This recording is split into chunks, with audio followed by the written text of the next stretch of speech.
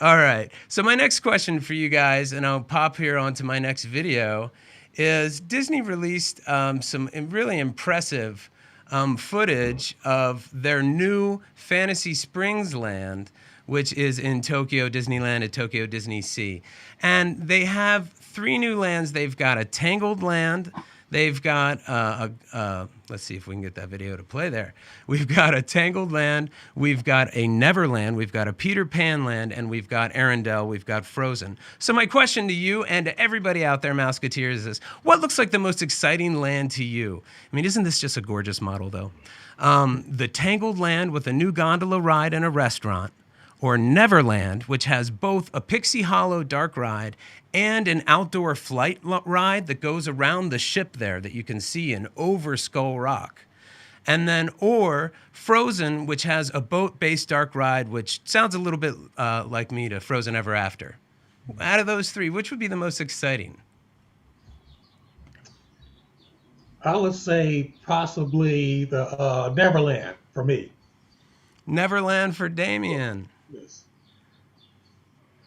How Why come? is that, Damien? Huh? Why is that? Oh, I would say possibly like, the Peter Pan attraction. I was looking at it, or I thought that was supposed to, the Peter Pan attraction was supposed to be like the indoor attraction similar to Flight of Passage. That's what I was reading about. Well, in Tokyo Disney Sea, I've read about 2. One being sort of Tinkerbell-based, Pixie Hollow, that is a dark ride. Maybe it is a little bit screen-based, like Flight of Passage. I don't know. Cool. And then the other one is definitely like an outdoor ride, a flight kind of ride as well. So sounds pretty cool. Yeah. Yeah, absolutely. You know what's interesting about this new build over there in Tokyo Disney Sea? A lot of people already think that Tokyo Disney Sea is the best theme park in all of the theme parks. I've heard that. They're investing in these 3 lands that you call them. Is that what they're officially called? Lands? Yeah. I guess so. Well, they're kind of mini lands, and the big land is called Fantasy Springs. Yeah. And so they're investing $2.3 billion in this area, this new area. And for a comparison, each of the Galaxy's Edge, Star Wars Galaxy's Edge, cost just under $1 billion each to make in Disneyland and Disney World. So the investment going on here is incredible. Well, and I think 3 water rides and one other, the aerial ride you mentioned. Mm-hmm. The details that are going to go in here for that kind of money just sounds incredible. The whole thing is just going to add to what Tokyo Disney Sea already offers. And it's their largest expansion. I mean, everyone says they did it right the first time, with that park, but it is their largest expansion that they've ever had. And I have that exact same thing in my news. Yeah, 2.5 billion dollars, 2.5 Galaxy's Edges going into this one land. So that's really impressive. Reading the comments here, Lori Jean says she can't hear Damien, so I want to make sure that we can. So let us know if you can't. Arendelle, we've got Keith says Neverland. Kristen Weiss says Tangled. Jeff says Neverland sounds awesome. Laura Martin, Neverland. 3 Caballeros Land. I want to see models of all 3, says Brian. Well, you've got actually models of all 3. Look at this gorgeous detailed model work here. Of Rapunzel in the tower. I love models personally, and this just looks absolutely beautiful. There needs to be a Coco Land. Wouldn't that be cool? I like that. Melanie Rio says, yes, she can hear. Thank you, Melanie and Sonia. Thanks very much for letting us know. Which brings me to my next bit of news. One of the things that we know, just one of the things I wanted to talk about is we're going to have the return of face characters in the park. So we've had some characters during Touch of Disney, but they've been, mostly masked characters. So we actually get some face characters back in the park that we can actually go talk to, have a conversation with. We know that Mickey and Friends are going to be out a lot, and the Pixar pals are going to be out. But Alice in Wonderland and Friends, we're hoping maybe Mad Hatter, and I love Peter Pan. I love hanging out with Peter Pan in the park. And then Marvel characters are going to be back in the Hollywood Hollywood backlot. And then Pirate Red and Captain Jack are going to be hanging out in New Orleans Square. And then the princesses are out and all the Galaxy's Edge characters are out. So we think it's going to be a lot of fun to interact with these questions, or these characters. So my question to the Mouseketeers and my question to you guys is, who is your favorite face character or characters to interact with at Disneyland or DCA? And I'll open this up to any era too. Like if there was a character that, used to roam Disneyland that you don't get to see much anymore, you can consider that one as well. Don, how about you? You want to go first? I don't know. In those early years, the characters were pretty suspect, so I'm not sure about that going back too far. But one that pops into mind, if you're saying face characters, is Gaston. Seeing him in the parks on the rare occasions when you do, he is over the top. He is all Gaston and more, and teases everyone and goes around just full of himself, spreading his ego all over Fantasyland and everywhere else. So I think he'd be the funnest to interact with, bringing those characters back, face characters. Yeah, my favorite, one of my favorite Gaston moments is when Belle and the Beast are riding the King Arthur carousel, and Gaston will usually just sort of sit out there on the end and make muscles and just stare at him. What about you, Mouseketeers? What's your favorite character? What's your favorite character in Disneyland that you like to do? Damien? I'll have to go with the new school. I'll have to go with the characters over in the Galaxy's Edge. In particular, Vi Morini. She's really fun to interact with. And also Ray. They're really fun. And some of the troopers over there, they're really, really fun to have fun with, to interact with. They get all into character and everything like that. If you go as often as I do, they remember you. They start remembering you, and it becomes like a fun game. So I just Galaxy's Edge for me. All the characters over in Galaxy's Edge. I've had some fun with Vi Moratti too. She's always sneaking around and looking for people to help her. Okay, Keith. Is that how she sneaks around, TC? Yeah, just like that. Yeah, that was interesting. I haven't seen that yet. I have to look for that. That's if you have a cape or kind of. She doesn't exactly. Oh, have okay. a cape, but Keith R says Captain America. All right. Disney and Stuff says Mary Poppins. Yes, Mary Poppins is wonderful. I love it. When the little kids come in the full Mary Poppins dresses, they're always so cute. Crystal Ray today, hello. Dr. Facilier, I love talking with him and taking photos. He is a lot of fun to talk with. That's another good one. Yeah. Brian Eisenhart, and he had another good comment earlier. Depends on who they're with. I had an awesome interaction with Cruella de Vil paired with Pluto, especially seeing Pluto giving CD a lick, Cruella de Vil a lick. That's fun. That's fun. And she is a lot of fun as well. I like it when they come in pairs. That's for sure, especially the face characters, because they can improv and play off of each other, and they don't get stuck with one person's time. They're able to sort of play with the whole group. I think that's really cool. Oh, Jeff says the Mad Hatter. Saturn Melody says Peter Pan. Yeah, those two, and I love those two together as well. I think those two are super fun together. Okay, so you guys want to play Which One Do You Like? Yes. All right, let's do it.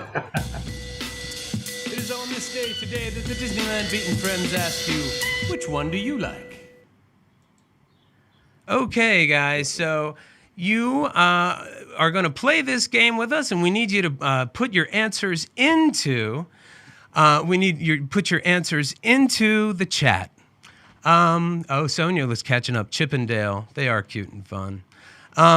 Okay, so just put your answers into the chat, and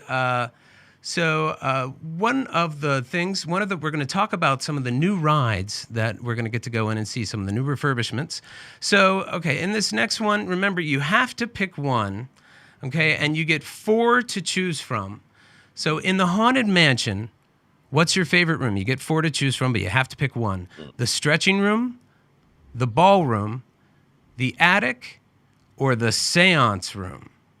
I'll say them again. The stretching room, the ballroom, the attic, or the seance room? Which is your favorite room in the Haunted Mansion? Let us know in the chat, Mouseketeers. And Damien, what do you think? I would have to go with the ballroom in the Haunted Mansion. The reason why is because there's just so much going on in that scene right there. And in particular, when they do the layover for the holidays, you can smell the actual gingerbread house. in there that's sitting on the table right there. So it's definitely the ballroom for me. Don? Damien took everything I was going to say. Definitely the ballroom. There is so much to see. I mean, there's so many ghosts in there. There's so many details, and even there's details. I don't know if everyone knows this, but when you're going through the gallery on your way down to get on a ride vehicle, the bus that follow you, they keep watching you. There's actually bus hidden in the ballroom. Those same bus. Up on top of the fireplace and another area. That's fun to look for those. They light up and disappear. And so just so many details. The guys firing guns at each other, just so much. Mm-hmm. There is so much Mickey's going on the on. table in the ballroom too. Yeah. Yeah. There's so much going on. One of my fun facts about the ballroom is the little crack, the little, I think, was it a BB gun that got shot? And then they attached like a spider web to the actual piece of glass because that whole room is built around that piece of glass. I don't know. It's a tough one for me between that and the attic because there's just so much going on in the attic for me. And the attic kind of gets real for a second and kind of gets dark and kind of scary for a second. And I mean, especially the more modern attic. I know when the ride opened, it had a lot of jump scares and things like that. But I really like that. I kind of enjoy the many husbands of Constance Hatchaway. Let's check the chat here. We've got ballroom, the stretching room. The stretching room really does set it all up. The ballroom, stretching room, ballroom, no fair, the ballroom normal, seance room for the holiday overlay. All right, I can see that. And I love finding the BB hole. I believe the glass has been replaced as part of the refurb. Wow, that would take some doing if they were able. I think they'd have to take the roof off the sucker. I'm not sure. That would be maybe they can maybe they have modern resin techniques now where they can kind of just fill it. You know, just grab that guy in the Walmart parking lot who fixes the crack in your windshield. Exactly. Why not? Okay, here's my next one for you. Okay, this next one has a premise. Okay, so we know that when the parks reopen, that at least once we get a couple of weeks in, I think it's 9 to 7 for the first couple of weeks. But once the parks are fully open, a couple of weeks in, they are going to operate from 9 a.m. to 9 p.m. Okay, and we know that park hopping is scheduled and it happens at 1 p.m. So if you had your choice and you could just choose whatever you wanted on any date, would you rather start in Disneyland or would you rather start in DCA if you were park hopping, knowing that those are the hours? So you're going to get a shorter morning and a longer evening. What do you think, Don?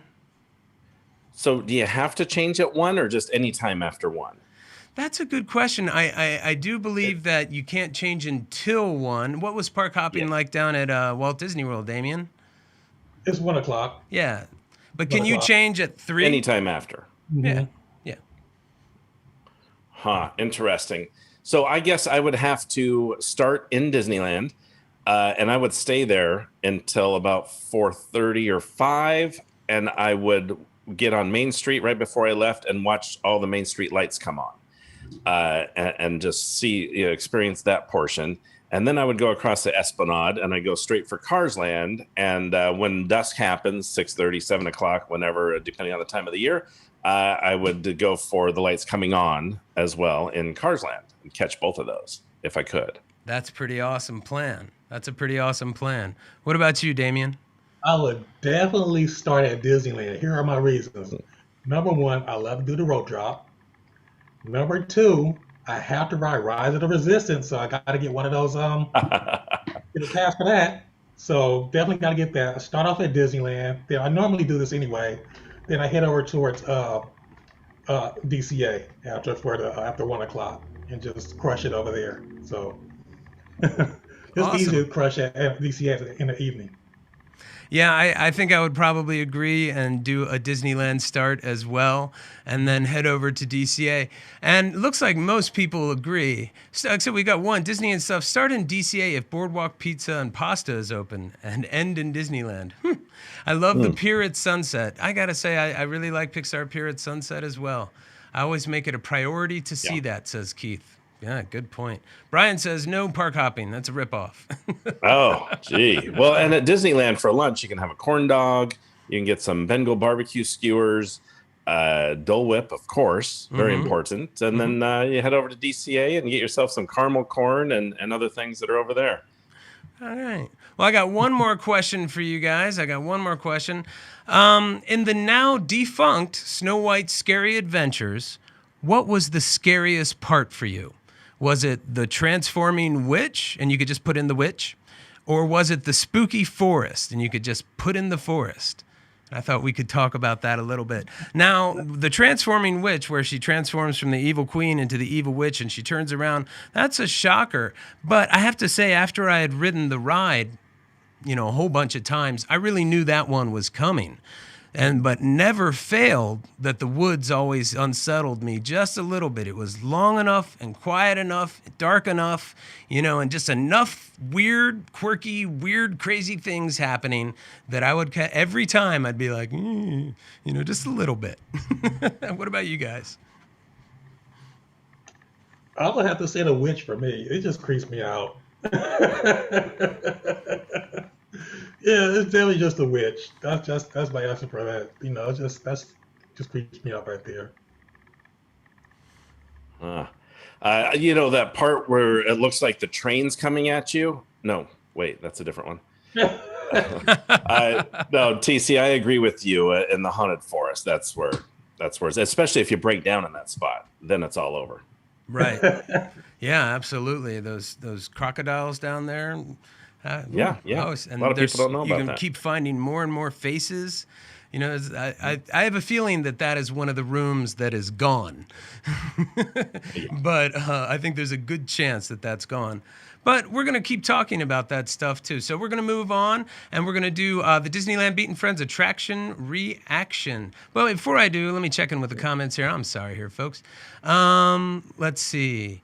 Before we Saturn, let's answer her question. Before we change the topic, the park you choose first when you bought tickets, do you have to start at that park? Yes. Crystal Ray answered you, but yes, she's right. And we've got the witch and the forest and the witch falling because the ride was over then. Yeah, that's a scary moment with a real quick end. And then it's over. Okay, so we're going to head into the attraction reaction. The Disneyland Beat attraction reaction. Okay, guys, we're going to talk a little bit about the Haunted Mansion. I'm going to go ahead and play that video, and Don and Damien, we can chime in as we're watching this video, some of the new stuff. So some of the new stuff that's happening is the addition of new animals out in the pet cemetery. That cat in the bird bath is new, correct? And I believe the squirrel is as well, that you see right there. Squirrel! Fifi's been there for a while. I just love the landscape. How did we get the landscape right there? And then there's another picture I want to show too when we get there.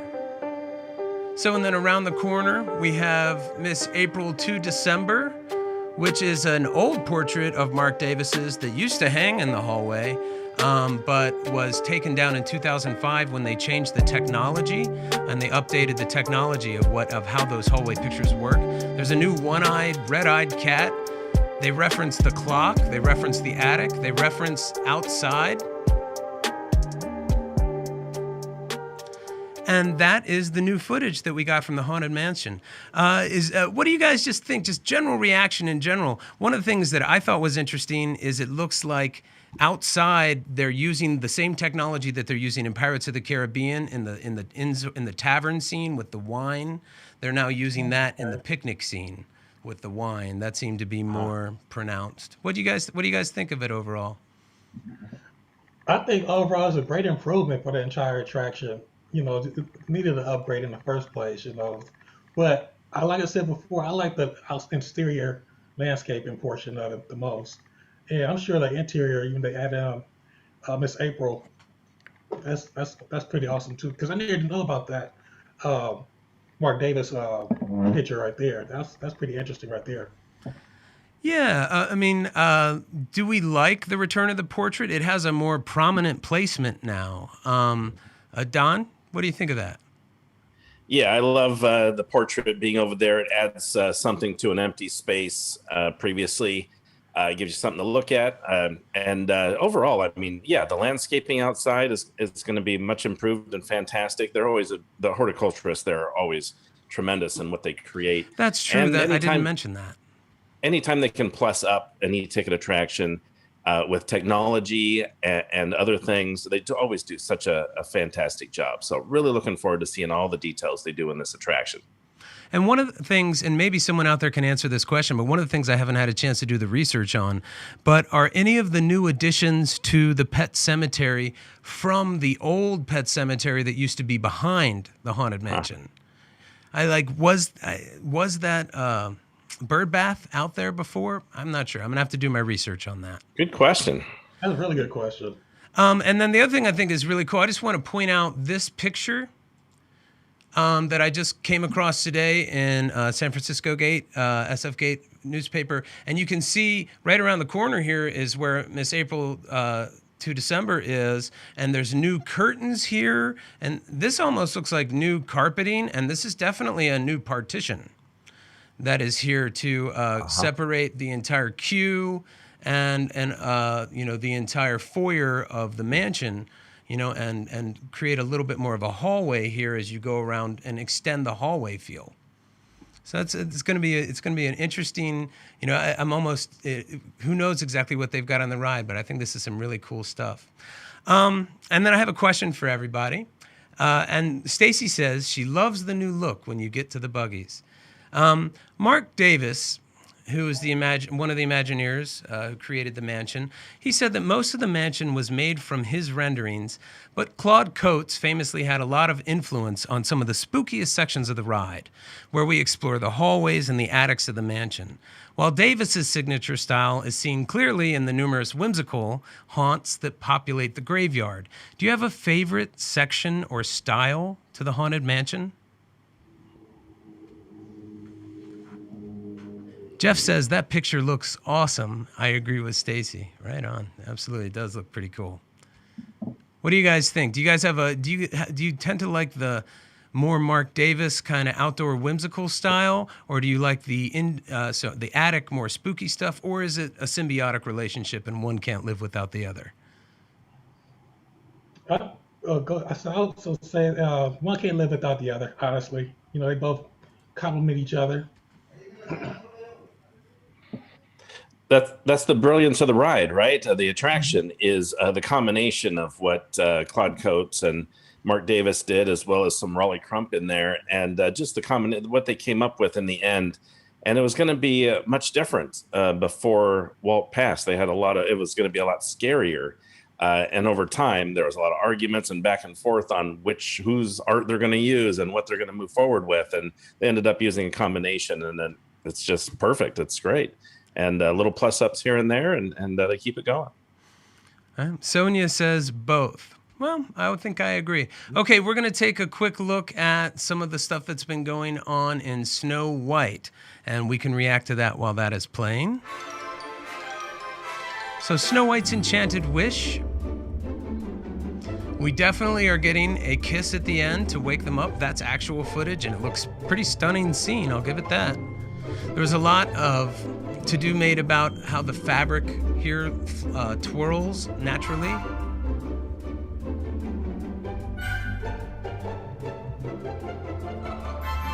Some plussing to the mine.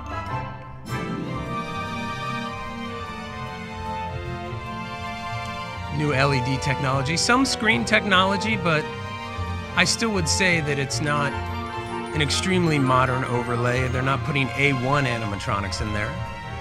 That's a really cool effect.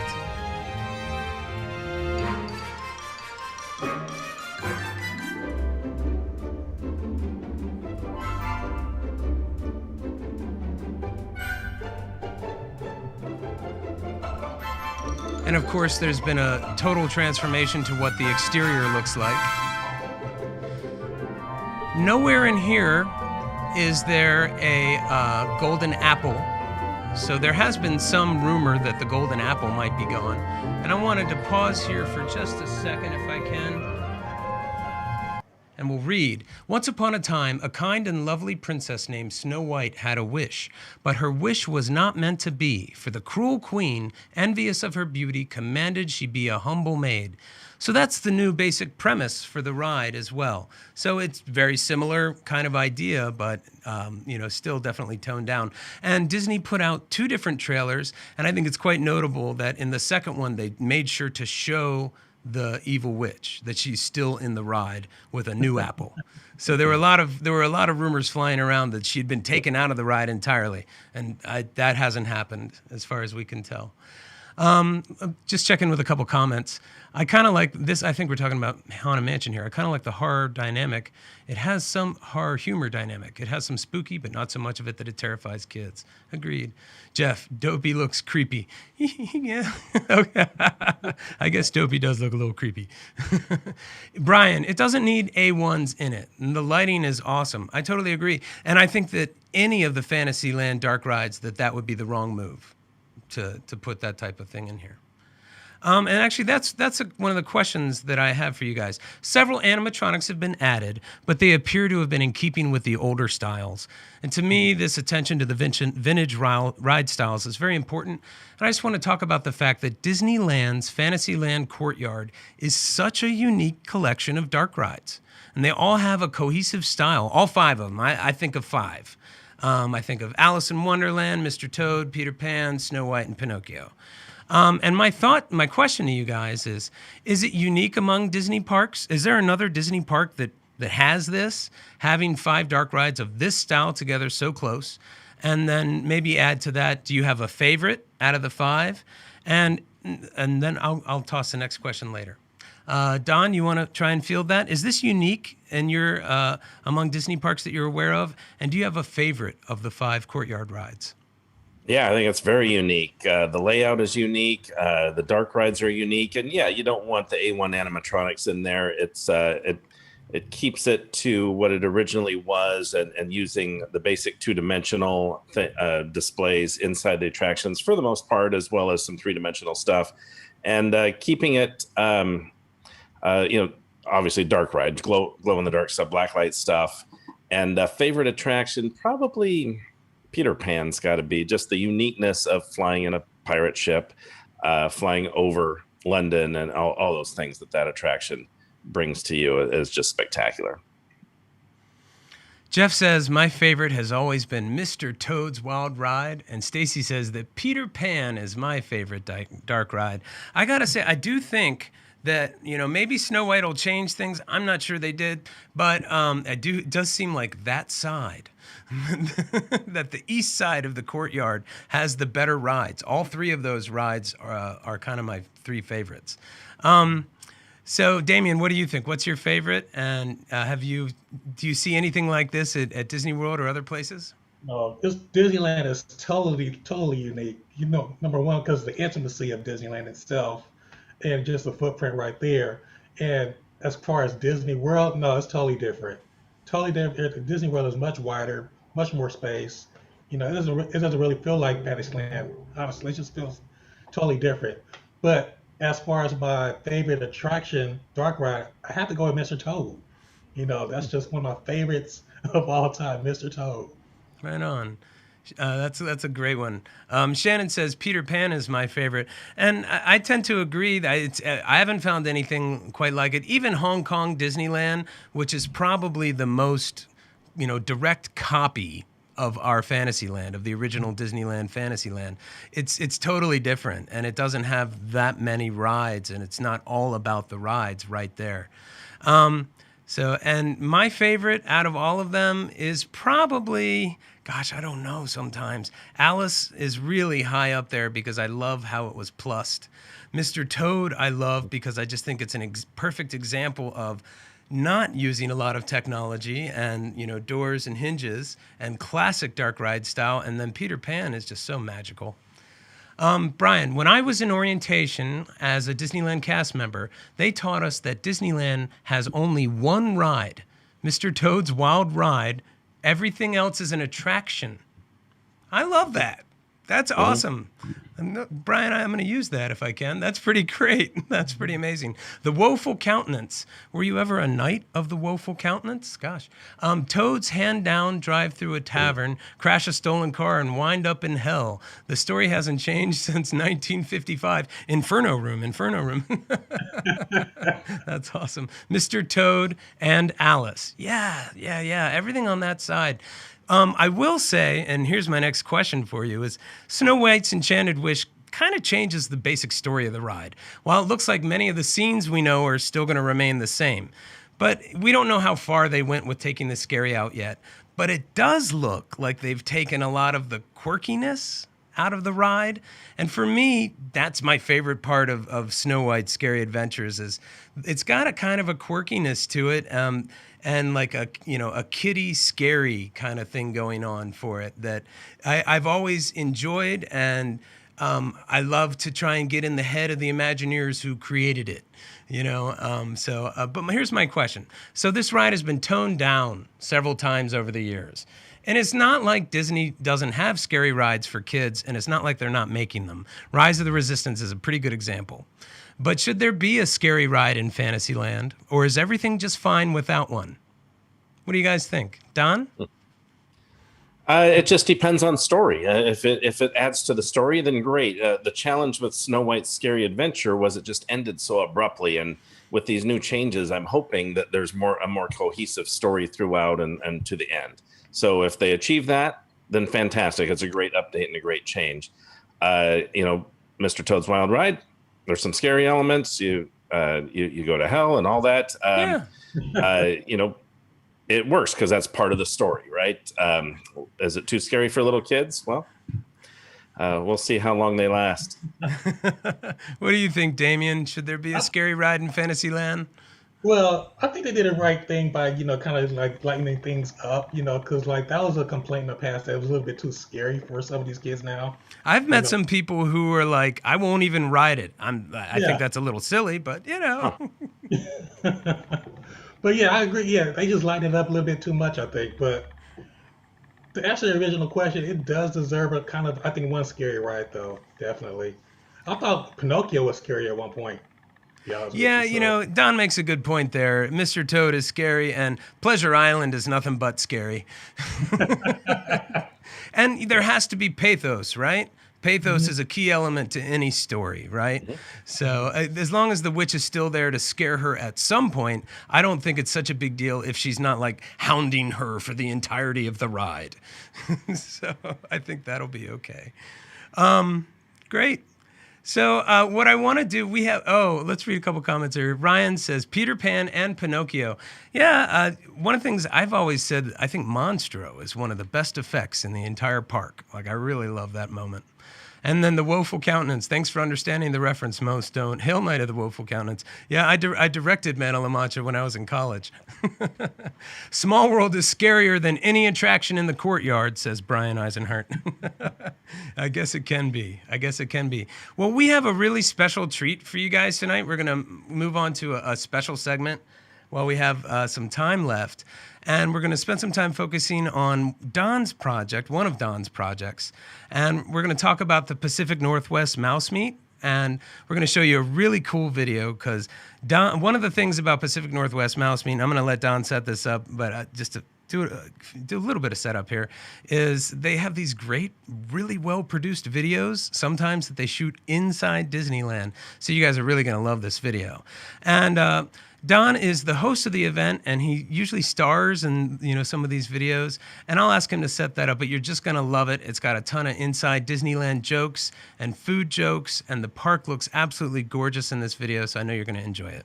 So, Don, you want to set us up for this video? Yeah, thanks, TC. At our Pacific Northwest Mouse Meets events, thanks for mentioning those. We have guest speakers throughout the day that we bring in from Disney, Imagineers, voice actors, animators, and so right before we bring them to the stage, we play one of these videos that we filmed over the months before leading up to the event. And so sometimes we get inside the Disneyland gates, like TC mentioned, and we're fortunate enough to film one of these short subject films inside the berm. Sometimes tough to do. Sometimes we're told to move along, but this one's fun, and it probably tells you everything you need to know about me and my love of Disneyland food. Here we go.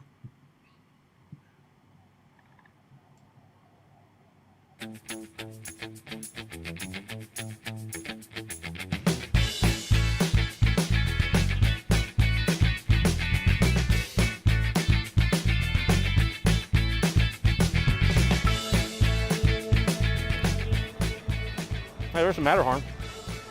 You know what that reminds me of? Oh, what? Dole Whip.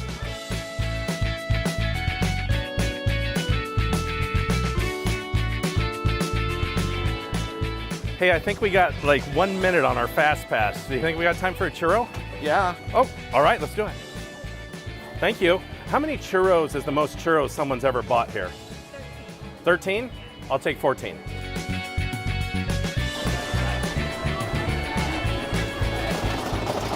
Churros are really good.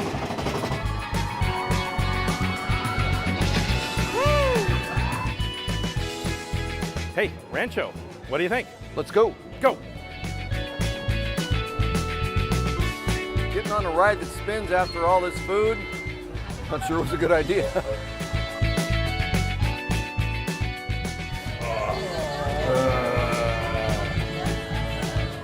Are you gonna be hungry again? Yeah, I could eat again.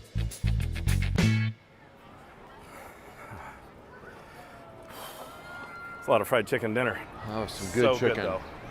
Oh my God. So, what do you want to do now? Dole Whip.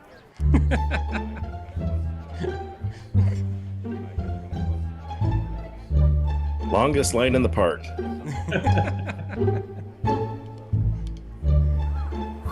Wow, that's a long line. I don't know. I think I might need a snack actually. Yep. All right, let's go. Hey, cheers. Brian says those are frozen. Line's still pretty long. We might need another snack. Chimichanga. Dude. Think we should get another snack? Line's still really long. I mean, they should have a fast pass for this, really. They should put it on the app. There should be like I a know, Dole they Whip totally Fast should, Pass totally app. should. And they should have food carts along here so you can have snacks.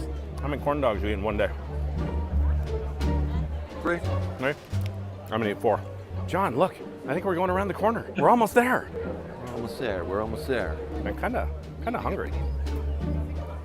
Oh, I don't know I've had that before. Tastes like emu. Tastes like emu. Right? Badly. Yeah. Give it a go. Yeah. That is very good chocolate. Chimichanga soon. It's a long way still. I'm excited though. Do you smell the Dole Whip? I think I smell it. Or the bathrooms are right there. Maybe that's what it is. I don't know. I'd like a beignet actually. You want a beignet? I'll be That right sounds back. good. Okay. Yeah, here's the beignets. Just 3? Yeah. Okay. All right. Everything on my face? No, you're good. Cool. That's 1 for me. That's like 4 for you, right? All right. I can't wait. That Dole Whip is gonna be awesome. You all right? Yeah. Cool. Let's go.